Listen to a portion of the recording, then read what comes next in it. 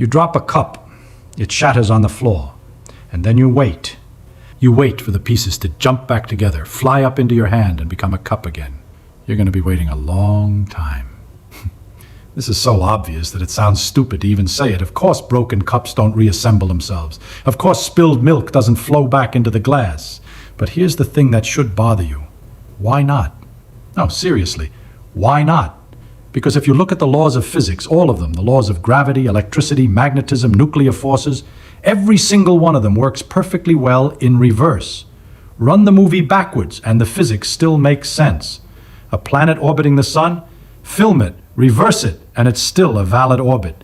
The physics doesn't care which direction time goes. Every collision of atoms, every interaction of particles, it all works forwards and backwards equally well. So if all the fundamental laws are reversible, why is the world so obviously not? We remember the past, we don't remember the future. Think about that. We have memories of yesterday, last year, our childhood. But the future? Nothing. Blank. We can guess, we can predict, we can hope, but we don't remember it. We feel like we can affect the future. We make choices, we take actions, we try to change what's going to happen. But the past? It's done. Fixed. You can regret it, you can feel remorse about it, but you can't change it. This difference between past and future is so built into our experience that we barely notice it. But it's strange. It's really strange, because the atoms don't know the difference. And now, you might think there must be some law somewhere in physics that says time only goes forward, some rule that says particles can only move this way, not that way, some fundamental principle that makes the past different from the future. But we haven't found it. After centuries of looking, we haven't found any law that distinguishes past from future. The equations work both ways. So where does the arrow of time come from? Let me show you something. Take a box. Divide it in half with a partition. Put white gas molecules on one side, black gas molecules on the other. Now remove the partition. What happens? The gases mix, obviously. The white molecules drift into the black side, the black molecules drift into the white side, and pretty soon you have a uniform gray mixture everywhere. Now, if you wait long enough, will the gases ever unmix? Will all the white molecules ever spontaneously go back to one side, and all the black molecules go back to the other? Technically, yes. It's possible. The laws of physics allow it. If every single molecule happened to be moving in exactly the right direction, at exactly the right speed, they could all end up separated again. But the chances of this happening are so small, so incredibly tiny, that you would have to wait longer than the age of the universe. Much, much longer. The number of years you'd have to wait has more digits than there are atoms in the observable universe. So it's not going to happen. Or push a heavy block across the floor. It slides, slows down, and stops. The friction between the block and the floor brings it to rest. Now wait. Wait for the block to suddenly start moving again. Wait for the floor to push it back toward your hand. You're going to be waiting forever. The energy of the moving block didn't disappear. Energy never disappears. It transformed. It became heat. The friction warmed up the floor, just a tiny bit. The organized motion of the block, all those atoms moving together in the same direction, became disorganized motion. Atoms in the floor jiggling randomly in all directions. That's entropy. Right there, in a sliding block. The organized motion became disorganized motion. The energy spread out. The information about which direction things were moving got lost in the chaos of random thermal jiggling. Every time you see friction, every time something slows down and stops, you're watching entropy increase. You're watching organized motion become disorganized heat. You're watching the arrow of time in action. Your car brakes. Entropy increases. A ball bouncing lower and lower until it stops. Entropy increases. A pendulum slowly coming to rest. Entropy increases. It's everywhere. It's constant. It's relentless. But why? Why doesn't the block ever slide back? Why don't the gases unmix? Each individual molecule is just bouncing around randomly. There's nothing stopping any particular molecule from going left or right. So why don't they ever all go to one side? It's about counting. It's about the number of ways things can be arranged. Think of it this way. You shuffle a deck of cards. What are the chances that after shuffling, all the hearts are together, all the diamonds are together, all the clubs are together, and all the spades are together? Almost zero. Not because any particular arrangement is forbidden. Any specific arrangement of 52 cards is equally unlikely. But there's only one way to have them perfectly sorted, and there are billions and billions of ways to have them mixed up. So, when you shuffle, you almost certainly go from order to disorder. Not because of any fundamental law, but because there are so many more ways to be disordered than to be ordered. And that's entropy. Entropy is, you can think of it as a measure of disorder. But more precisely, it's a measure of how many different microscopic arrangements could produce the same macroscopic appearance. When the gas is separated, white on one side, black on the other, there's only a limited number of ways the molecules can be arranged while still looking separated. But when it's all mixed together, there are astronomically more arrangements that all look the same, gray everywhere. So the gas mixes not because mixing is a law of physics, but because there are vastly more mixed states than unmixed states. It's just probability. Overwhelming, crushing, inevitable probability. Now watch this. The laws of physics don't have a direction, but probability does. Probability says you almost always go from less likely states to more likely states, from fewer arrangements to more arrangements, from order to disorder. And that's where the arrow of time comes from. The past is when there was more order. The future is when there will be less order. We remember the past because our brains record information, and recording information requires order.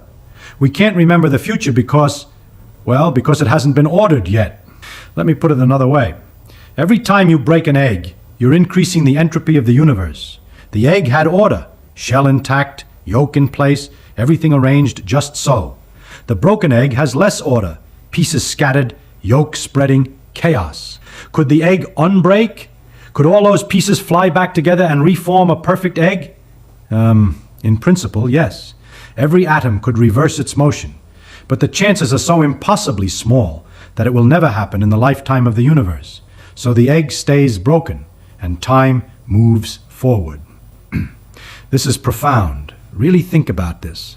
The difference between past and future, this thing that feels so fundamental to our existence, it doesn't come from the laws of physics at all. It comes from statistics. It comes from counting. It comes from the simple fact that there are more ways to be messy than to be neat. Every moment of your life, you're riding the wave of increasing entropy. Every breath you take, every thought you think, every action you perform, it all increases the disorder of the universe just a little bit. And that's why time has a direction. But wait, there's a problem. If entropy always increases, if everything always moves toward disorder, then why is there any order at all? Why isn't the universe just a uniform gray soup of randomly scattered particles? Look around you. There are stars, galaxies, planets. There's life. There's you, sitting there with your incredibly organized brain, full of neurons firing in precise patterns. How did all this order come to exist in a universe that's supposed to be falling apart? The answer takes us back to the very beginning, the Big Bang. For some reason, and honestly we don't fully understand why, the universe started in a state of incredibly low entropy, extremely high order. Everything was packed together, organized in a very specific way. And ever since then, entropy has been increasing. The universe has been unwinding, moving from that initial order toward eventual disorder. So when you see a star burning in the sky, you're not seeing order being created from nothing. You're seeing the slow release of the order that was built into the universe from the beginning. The star is spending the cosmic inheritance, you might say. Think about it this way. Imagine you have a giant spring, wound up incredibly tight. That's the early universe, full of potential, full of stored order. And everything that has happened since, every galaxy forming, every star igniting, every planet cooling, every life form evolving, it's all just the spring unwinding. We're living off the low entropy of the past. Now you might ask, if the laws of physics are reversible, couldn't we argue that the future also has low entropy? Couldn't we say that the universe will eventually wind back up again? No, and here's why. Suppose you're looking at a box of gas that's half mixed, some white molecules, some black molecules, kind of swirled together but not completely uniform. Now I ask you, what was this gas doing a few minutes ago? And what will it be doing a few minutes from now? If you assume the mixing happened by accident, by random fluctuation, then the most likely answer is that it was more mixed before and it will be more mixed after. The current partial separation is just a temporary fluctuation, and the gas is on its way back to being fully mixed. But that's not what we observe. We observe that the past had more order and the future has less. The gas was separated before, and it will be fully mixed after. This tells us something crucial. The order we see in the world is not due to random fluctuations. It's not an accident. It's a memory of an initial state of very high order. Suppose you look at one corner of a room and you see some order. Maybe the gas molecules there happen to be arranged in an unusual pattern. If this order came from a random fluctuation, then you would expect the rest of the room to be completely disordered. The fluctuation would be local. But when astronomers point their telescopes at new parts of the sky, parts they've never looked at before, they find order there too. Stars burning, galaxies spinning, the same patterns everywhere. This tells us the order is not a fluctuation. The order is universal. It came from the beginning. So the entire arrow of time, the entire distinction between past and future, traces back to one fact. The universe started with low entropy. Everything else follows from that.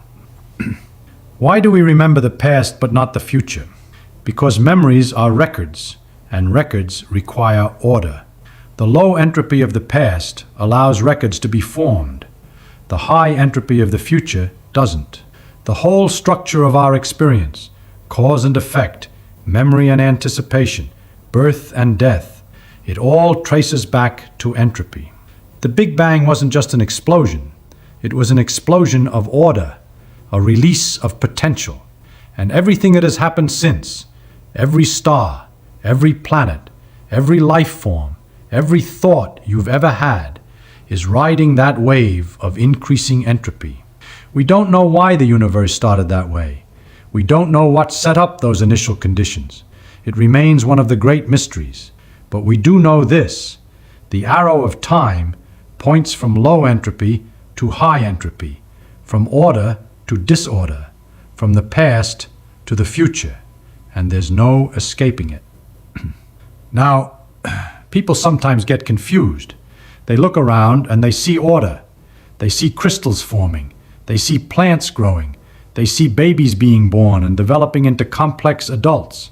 And they ask, doesn't life violate entropy? Aren't living things becoming more ordered over time, not less? No, life doesn't violate entropy, not even close. Yes, a growing plant becomes more ordered. Yes, a developing embryo becomes more complex. Yes, your brain is an incredibly organized structure. But none of this happens for free. To grow, a plant absorbs sunlight. That sunlight is low entropy energy, organized, concentrated, coming from one direction. The plant uses that energy to build its structures, and in the process, it radiates heat back into the environment. That heat is high entropy energy, disorganized, spread out, going in all directions. The total entropy, plant plus environment, increases, always. You are the same way. You eat food. Food is organized, complex molecules arranged in specific patterns. Your body breaks down that food, extracts the useful energy, builds and repairs your tissues, and in the process, you radiate heat. You exhale carbon dioxide. You produce waste. The order in your body is borrowed.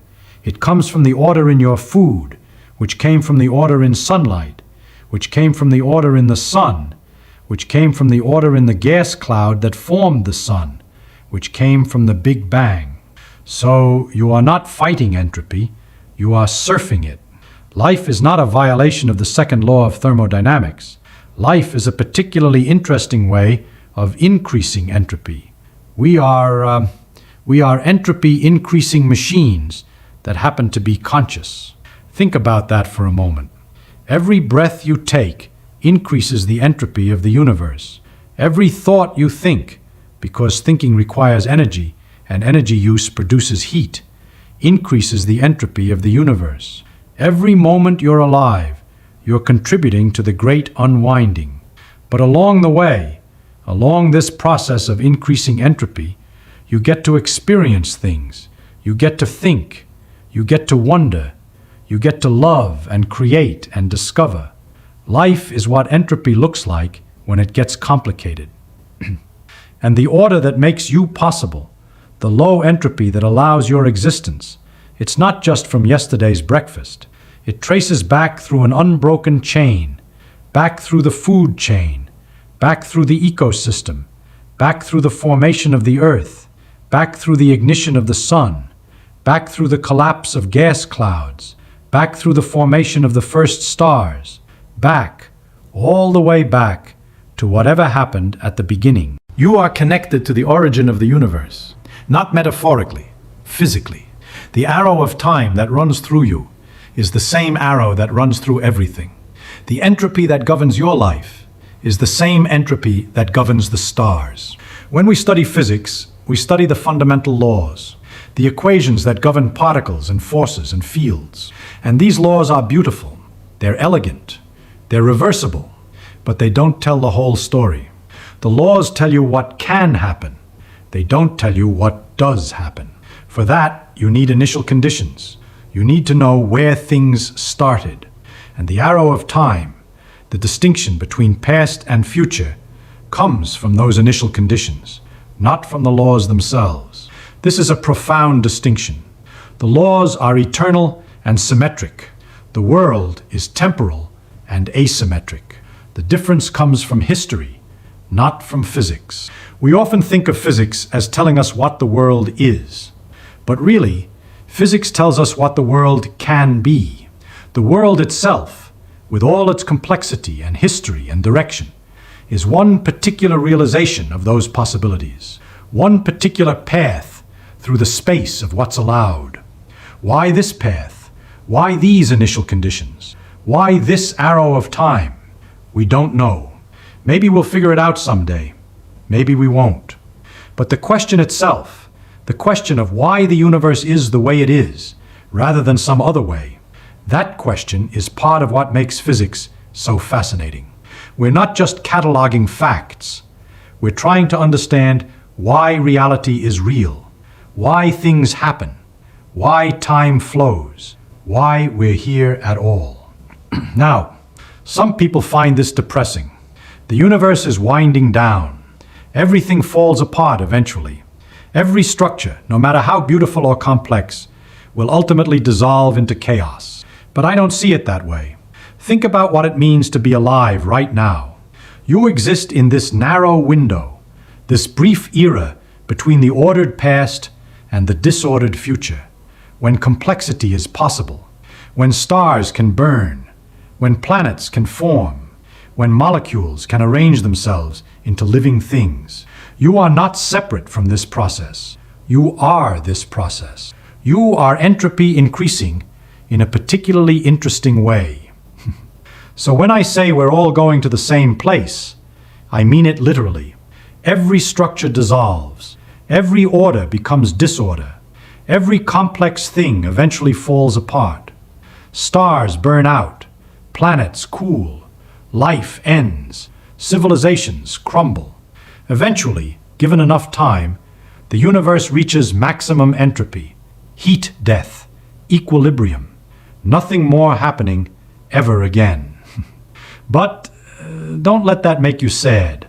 The fact that entropy increases, the fact that time moves forward, the fact that everything eventually ends, this is not a flaw in the universe. This is what makes the universe interesting. Without increasing entropy, nothing would happen. There would be no change, no flow, no story, just static equilibrium, forever. The arrow of time is what gives us moments. The march toward disorder is what gives us events. The slow unwinding of the cosmic spring is what gives us everything. You exist because entropy increases. You experience time because entropy increases. You can make choices and have effects because entropy increases. So, yes, we're all going to the same place. But the journey is everything. And right now, you're on it. You are made of atoms that were forged in ancient stars.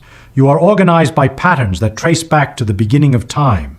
You are conscious in a universe that is mostly not. And for this brief flicker, this tiny window between the ordered past and the disordered future, you get to be here. The universe is winding down. But right now, in this moment, it's still wound up enough for you to exist, for you to think, for you to ask questions about why anything is the way it is. That's not tragedy. That's something, isn't it? The arrow only points one way, and that's what makes every moment matter.